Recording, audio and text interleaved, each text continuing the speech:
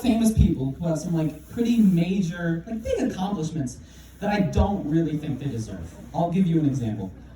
Dr. Seuss. He does not deserve his PhD. I mean, have you read these guys' books?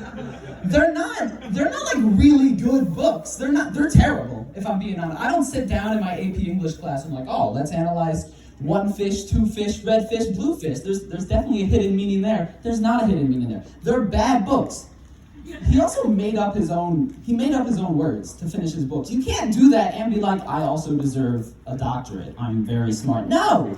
He made up the word Bippo no bungus and used it in a book. And people saw that and were like, genius. Bippo no bungus? Oh my God. Give this man a PhD.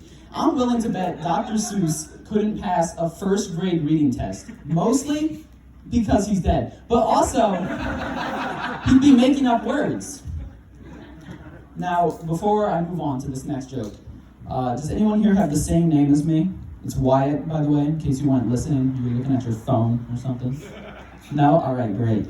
I fucking hate when people have the same name as me. Like, it ruins my entire day. Everything just becomes a competition because, and I know this isn't gonna happen, but like, if there was just some lunatic one day that was like, I'm gonna kill everyone named Wyatt except for the best one. I would want to be that best one, so I'm always comparing myself to people named Wyatt. And my name's Wyatt, so like I've had to do that 2, maybe 3 times my entire life.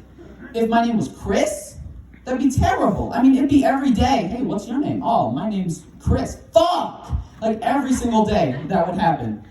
And if that lunatic showed up, who are you gonna compete with? Chris Pratt, Chris Evans, Chris Pine? You're not better than them. You know you're not. If the lunatic showed up and your name's Chris, kill yourself. I mean, there's no way out of that. With Wyatt Earp, and he's a dead cowboy. I won that one, easily.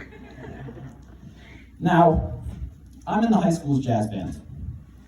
And because of COVID and with everything, we've had to make a lot of changes. We have to stand 6 feet apart, we have to wash our hands frequently, we have to wear masks. Which normally is like, okay, that makes sense, wear masks. But I play the trombone, that's this one, and I need my mouth to I put it on the instrument and I blow through it. So how are you gonna wear a mask? Everyone in the jazz band assumed that, we'll wear a mask and then we'll bring it down when we need to play and then bring it back up when we're not playing. That's not what happens here. I have something to show you guys. Oh wait, it's in this pocket, okay.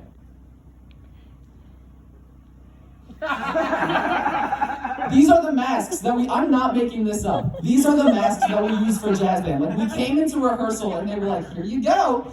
There's a hole in the mask. I can stick my tongue out. The COVID is coming out the front of the mask.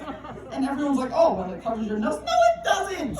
It just comes down the front of the hole. This is like if you had an umbrella and you were like, oh, it protects you from the rain. This is like if the umbrella had a fucking hole in it. Everything's just coming out. And the worst part about this is that we came into rehearsal and they gave us the masks and then they gave us scissors and we had to cut the holes. We were like kids in a goddamn sweatshop. It was terrible. Okay, thanks everybody. I'm Wyatt Menci.